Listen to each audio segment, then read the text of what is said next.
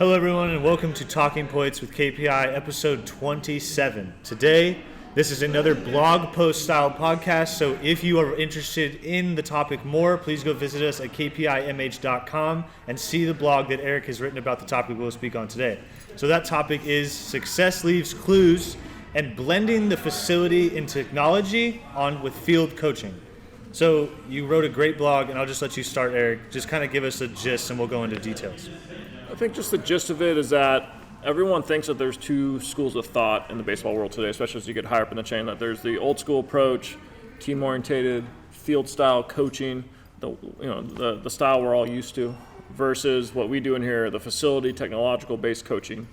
And really what the blog did was kind of try to bridge those gaps and explain both sides, but then also examine hey, especially for high school coaches, how can you integrate affordably and easily that tech facility approach into the into their style. At the highest levels of the game, we're seeing the teams that have won the most in the major leagues are the teams that are doing this.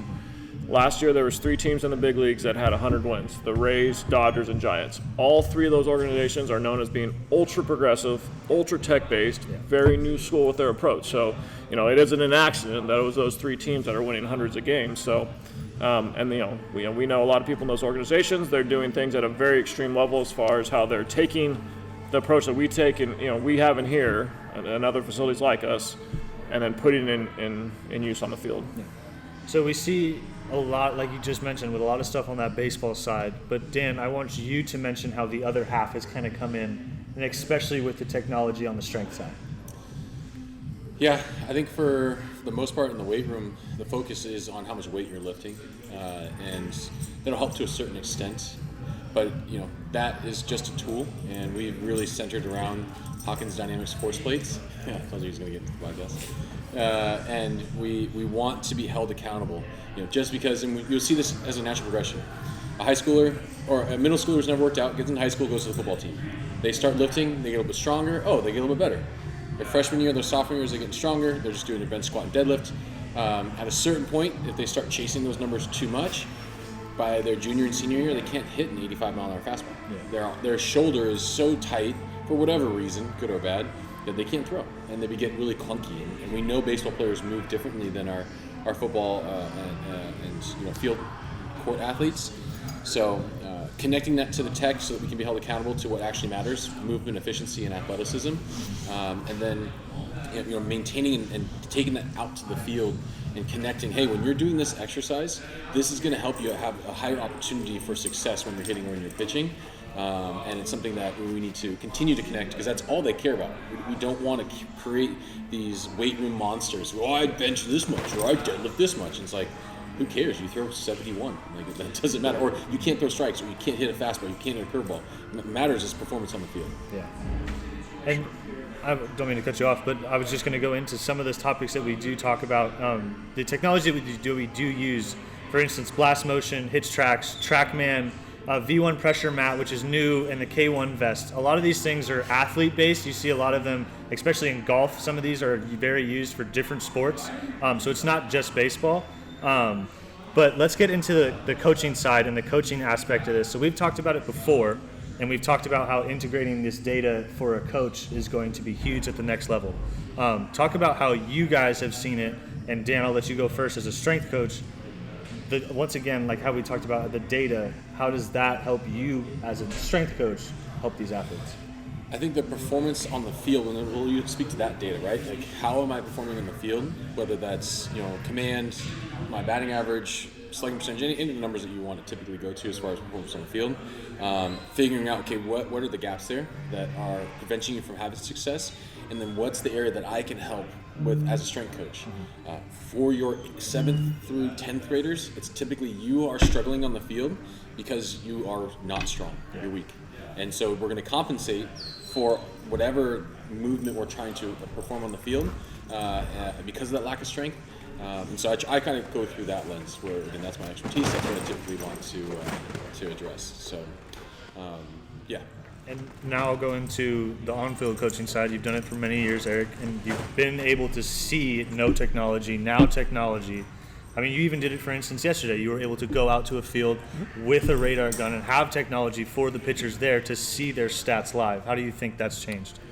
It's changed a lot, and it should change a lot. And I think that's the whole point of kind of what we're talking about today is I think a lot of field coaches are scared. Like, they're scared to do this. They kind of know it's a good idea. A lot of the stuff we do and a lot of the stuff we put out, like, mentions that.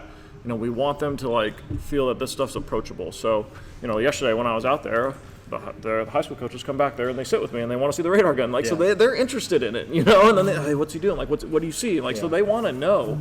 I think it's just, you know, especially when you've been a little older, like you've been doing something the same way for so long that you are just, you just don't, you're not able to take that leap of faith. But I think, you know, a good idea, maybe we can break down the different areas in here, like strength, hitting, pitching, and then kind of talk about how that could probably, you know, transfer to the field really easily. Absolutely. So we'll get right into that, like connecting the dots. So Dan, a perfect example would be your assessments, your strength assessments.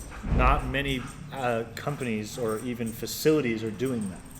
Yeah, talk a little bit about how you see those and the data you get from that help you out on the strength side. I think the simplest is most coaches want players to use their lower half better. And so, okay, when we assess that, is the reason that they aren't using their lower half, whatever, whether it's the swing or the throw, is that a lack of strength? Most likely, yes. Is that a lack of mobility or control for our younger athletes? Always. Is it a lack of flexibility? Sometimes. And so figuring out what's the true problem, where I think the on-field coach wants to go to intent. You need to think about using your lower half more versus like, no, let's take care of that in the weight room so that you can just go out and compete. And then you don't have to think about that stuff. Then you can think about competing and performing. And so I think from an assessment standpoint, in the weight room, kind of, again, connecting the dots to, okay, what matters is performance on the field, in games, when the lights are on and the coaches are watching. Okay, what's preventing you from having that consistently, and then how do we figure out what's that lowest hanging fruit for you? And a lot of times for our younger athletes, I keep hitting this, it's just they need to be stronger. Just kind of piggybacking on that, you know, on how, like, for example, a high school coach can use the information that Dan gets in assessment on the field. Quite simply, like, we could do a very, very basic range of motion assessment on a few of the main joints, and we could easily, within an hour, give a high school coach, hey, here's the kind of warm-ups this group of guys should be doing. Here's the kind of warm-ups this guy should be doing. Here's the kind of warm-ups this guy. Just based on like probably 3 or 4 simple range of motion tests, like we could give that to them. So that's a really simple way to take what Dan does, and obviously it's way more extensive if you're going to walk in here for an assessment. Very but true. You know, we could have a high school team in here jump on the force plates. It would take 10 minutes for a whole team to jump on the force plates a few times, maybe a little longer. And we could theoretically give them some really solid strength workouts to follow. Doesn't have to be here, but just, hey, here's what this, you know, their central nervous systems wire like this. This group of guys should be doing these kind of workouts. And then their coaches could kind of take it from there. So those are really good ways to blend. I know Dan has a lot of passion on arm care and some of the things. We've gone to plenty of high schools and given arm care seminars and trained staffs on that. I don't know if you want to hit on that. Yeah, I think and this made me think of it as like just a general assessment. Like, you visually can see athletes. You have your tight movers, you got your loose movers. And we can assess, there is a more in-depth way to kind of break that down and understand that. But your loose guys should activate and warm up before they go and compete, and your tight guys need to stretch. And so from an arm care standpoint, we can get even more micro. Okay, the shoulder is the loosest joint in the body. If we have a loose mover stretching out this joint, that's going to take a lot of brain power and strength and body control to then obviously throw over and over and over again. We probably shouldn't stretch that athlete out, because we're telling those muscles that protect that joint to relax. There are other guys that their shoulders or elbows, whatever joint that we need to go after, we need to mobilize, we need to stretch, we need to do some targeted work to get the range of motion you need to compete. And it can happen very, very quickly. There, all over Instagram, we posted several times our shoulder flexion test. Super simple. It's literally a wall sit. Can you touch your arms to the wall without your back coming off? And you could get, like, I've assessed 50 plus players all at the same time. And it's fail, pass, fail, pass. And if you fail, okay, we need to figure out why you failed. If you pass, okay, we're going to put you into the activation group, and you're going to do bands, you're going to do wrist weights, you're going to do a shoulder tube, you're going to do a bunch of stuff that's going to warm up the muscles versus trying to stretch. So just last I guess nugget on this point. If we go to a typical practice, a team practice, and we see the entire 20 guys on the team doing the exact same warm-up / stretching routine, whether it's an ultra-dynamic warm-up where they're getting ultra-activated and the blood flowing, or if it's one of the old-school kind of static stretching warm-ups, there's there's athletes in that team that's getting cheated out of a proper warm-up just because they haven't been assessed the right way. Yeah, it's simple. It's a bell curve, right? When you have everybody do the exact same thing, we create a bell curve where 10% are going to get a lot of benefit. You're going to have the middle 80 and you're going to have 10% who are actively making themselves worse. Yeah. And so by taking that cookie cutter approach and making everybody do the exact same stuff, or this is what I did when I was playing, or even worse, I saw this on Instagram and I'm going to have everybody do it. Try it, not even know what you're talking about. Exactly. Yeah. And you're going to create that curve. And then from a coaching point of view, you have to be willing to release control to the athlete. Mm-hmm. Like, and it's an ego check. It's like, no, everyone does the same thing. We're a team. Like, no, like that isn't the best thing for maybe these. Even if it is 20% of the athletes, you know, maybe some of your best players are in that 20% group that's going to get cheated out of an improper warm up. So, you know, when you see my teams on the field, you'll see a much different approach. You'll see like what I call pro style. Like you go to a big league game, you see certain guys doing certain things. Yep. That's why they've been assessed. You know, and so you'll see that with my teams. There's some guys doing this warm up. There's some, and then it's very chunky, and people are like, oh, they're not doing the same thing. I'm like, well, they shouldn't be doing the same thing. Yeah. Everybody's different. I think the best time to implement this from a team standpoint is in the preseason, when like the games don't quote unquote necessarily matter, because there are going to, again, we have a bell curve again. You're going to have some kids that follow it to a T. I know what to do. I got my plan. I'm going to get after it. And the other ones are just hanging out doing nothing. Yeah. And then you can use failure or success depending on what that athlete's going to respond to the best. Hey, these people dial it in and they consistently are my best performers. You might want to start doing with it, like carrying yourself the same way that they do. Yeah. And then these guys, our performances are all over the place, and look at their preparation. It sucks. They're just hanging out in the dugout, looking on their phones. Like that makes sense. You're preparing to fail essentially. Yeah. So bridging the gap between the warm-ups and the technology coming together, that part we just discussed. Now let's get into the game side. A lot of people, they come into this facility, they get work, we see the data, the hit tracks, the blasts, the K1 vests, all that type of stuff that they can get data in here. A lot of people don't realize that they can get that same data on a field. So talk about kind of the stuff that we use at this facility to get that data on the field. You know, we want to start getting on-field data, and that's probably the toughest gap for us to bridge. Whereas like pro teams that are doing our style of training, they obviously have in-game data with all the technology they have in games at big league games, and so we're doing everything we can to encourage local coaches to start to do some of this stuff so we can cross-reference it. Mm-hmm. Like if we have a kid in here with a 68 mile per hour bat speed and a 15-degree attack angle. Yeah. And it's presenting as a 62 mile per hour bat speed and a 20-degree attack angle in game, like we could totally train that in here. So, but we just don't have anyone willing to do that. I mean, I went to the link last year where I offered every single high school coach that came to our coaches convention. I said, I will buy your team's blast and profiles if you guys do this. And no one took me up on the offer. I mean, that's a $2,000 offer, and no one took us up on it. So we want to do it. I think a couple simple ways you can take what we do in here to the field. Like those little blast sensors cost $100. Mm-hmm. And if you're good, you can use it for your whole team. Yep. So then coaches could then go through easy BP, and everyone wears a blast, and you track their numbers. You then could do something similar as we do, bucket them based on their swing deficiencies, and then in batting practice, you can have guys doing drills based on their swing, not just everyone doing the same drill. Because if a guy has an 18-degree tack angle, and there's a coach in a side station flipping them underhand toss, you're making them worse. Yeah. Like you're feeding a bad swing. Blast is a real simple way. I think K-Vest, we did it a few years ago. We K-Vested a whole team for an assessment. I think the lowest hanging fruit there, and it's not a lot of guys that fall into this bucket, but the time to contact. If we've noticed a really slow time to contact in K-Vest, we've had a dramatic impact on those guys by training them basically up high with velo. A few of our Division I hitters were in that group originally when we started this 2-3 years ago, and they've turned into Division I hitters. So that's something that, again, we could do that in minutes and assess that. The hit tracks and the TrackMan, obviously. Stationary. The TrackMan's got some portability, and I took it to the field last week to mess around with it. I think if we do kind of end up getting a field here in town and we start hosting tournaments, that could be something where we could have the TrackMan at the field a little bit. But, like that level of stuff, unless you're in the big leagues and you can afford a $100,000 ball monitor at your field, that's where it kind of has some limitations. Coach Kurt, though, takes our hitting reps over to the field with the youth. Mm-hmm. We, in the fall when the youth are out there, and he did a really good job with that. So there are definitely ways, especially with the blast, where you can really have an impact on your practice with it. Absolutely. We'll have, hopefully, when we determine this with our staff, is like trends. I don't think we are necessarily at the point where we're going to be pumping out certifiable research, but we have started seeing trends with the athletes that we have been building. The reason I say trends, we need to have it over a long period of time. We've finally gotten to the point where we probably have 2 to 4 years worth of data on 100 plus players. And so it's not just 1 month, it's not just one season, not just one summer. We can see this trend line that gets created, and the thing that we've seen with bat speed specifically is it is a skill, and it's almost a training quality, no different than strength in the weight room or flexibility.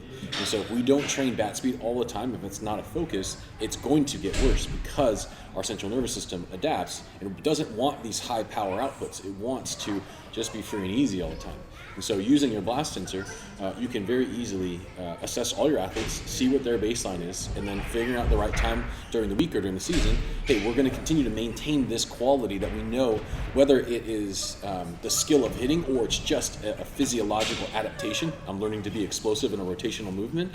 We want to maintain that through the course of the season. And we have seen athletes that have been in the bat speed focus, their bat speeds go up, they change focuses, and their bat speeds go straight down. Yeah. We've also seen athletes, when we increase velocity, whether it's a live pitcher or the pitching machine, bat speeds go down. And so, it's why I liken this falling back to your old habits. We hear that all the time for a lot of our new athletes in the building. And it's because for some of these things, like you're not fixing the real problem, and or you're not continually focusing on things that are going to help you have success on the field. Absolutely. Okay, so for the last part of this podcast, I'm going to give a loaded question. So we talked about integrating, connecting the dots. How does a coach go about connecting these dots to technology? We're here. Like Dan and I don't say no to helping coaches. So and we take that to a pretty extreme, large extreme. Like I said, we've gone to a high school and done a whole arm care training with their pitching staff and their coaches. Yeah. We have taken the K-Vest and Blast to a high school and done hitting and assessments. Dan's always willing to do physical assessments. So reach out. Like, we're here and we won't say no. Like, we'll figure out a way. I mean, we've been doing it with little leagues lately, so we have a passion for this stuff. I think what you're seeing with the high schools that are closely affiliated with us, see how well they're doing. That's why the blog post is success leaves clues. There's clues being left around this area right now, and the people that are kind of buying into this are doing really well. And so we want to expand that. And if we can make this area, I'm talking South County area, and then expand out into the Bay Area. Like, if we can get a lot of teams on board with this concept, like, this area can return as a power in baseball. And not just be like this disjointed, we get a few good players here and there. Like, no, we can be a developmental power that produces a ton of high-level players. And you're seeing that in Morgan Hill. I mean, local high school here, probably got 5 Division I commits on it. There was 5 in the previous, not even 5 in the previous 30 years, so it's there. The clues are there. Yeah, I don't want to, this will be a little bit off track or tangent, but we did not really tap on pitching side of things. Yeah. And I think pitching, to me, is so much easier, where we have no problem getting information. We will send out the reviews to pitching coaches, to high school coaches. We talked about readiness, where they're at, what's their tolerance, what have they been working on, whatever information we can do that player can then transition into your team setting and still continue to progress. And the more that we have this unified front, I think a very tangible example of this, if you understood how each kid's pitches move, if you call pitches or your catchers call pitches, whoever calls them, the more educated they are, knowing that, okay, I got a fastball, slider, changeup, and this is how they move, and this is how often I throw them for strikes, and this is, all of the advanced reporting that we can do on the athletes that we have in this building. You can be more educated to then use your most valuable commodity more effectively on the field. And it's like, hey, you want the cheat sheet to the answers to the test, and we'll give you the answers to the test. And it's really, really simple. And the pitching stuff is way more palatable than the hitting stuff. I mean, we can bring a Rapso to a field. We can bring the TrackMan to the field, and again, quick and easy. Like, we can determine a pitcher's fastball movement profile. So if we have a pitcher that's north-south, gets a lot of vertical break, here's the bullpen sequence that guy should be following. We have no problem giving that stuff out. The pitcher's really east-west, he's got horizontal movement. Here's the bullpen sequence that guy should be moving. Those guys should not be throwing the same bullpen sequence because they're completely different pitchers with different repertoires. So, those are quick and easy ways that you can use tech on the field to kind of help out your practice. Yeah, and I think back to, we were all pitchers, right? Catcher comes up to you, hey, what do you throw? Here's what I throw. And then that was the pitching scouting report through high school. But then you get to college, and then you have your whole preseason. You have all the stuff, and the pitching coach has got all his charts, and they know exactly. So then once you throw your bullpen before your game, hey, how's everything feeling today? Oh, my changeup's off. I can't command it. Okay, move that down the chart. I'm not going to call that very often. Like you could have that at your fingertips because pitchers in this building throw on the reps at least twice a week. Hundreds and hundreds of pitches. But from all different focuses and environments, whether it's a high intent bullpen, a live AB, just getting a touch feel, working on my command, like we have all of this information at your fingertips, and you can have a massive cheat sheet for all. And we gave it, our pitching staff put reports together at the end of January to give to all the high school coaches, and we sent it out, and part of that was their movement profiles. So, how many high school coaches are using it? Again, that's kind of what we talked about at the beginning. Like you have to be willing to take the leap to do it. You can't just be scared and do the same old thing. Yeah. Anything else? Good. All right, guys. Thank you very much for listening to Talking Points with KPI, episode 27. This has been Eric, Dan, and Noah. Please go look at the blog on kpimh.com. Please follow us on all our socials. Thank you guys for listening. See you guys next time.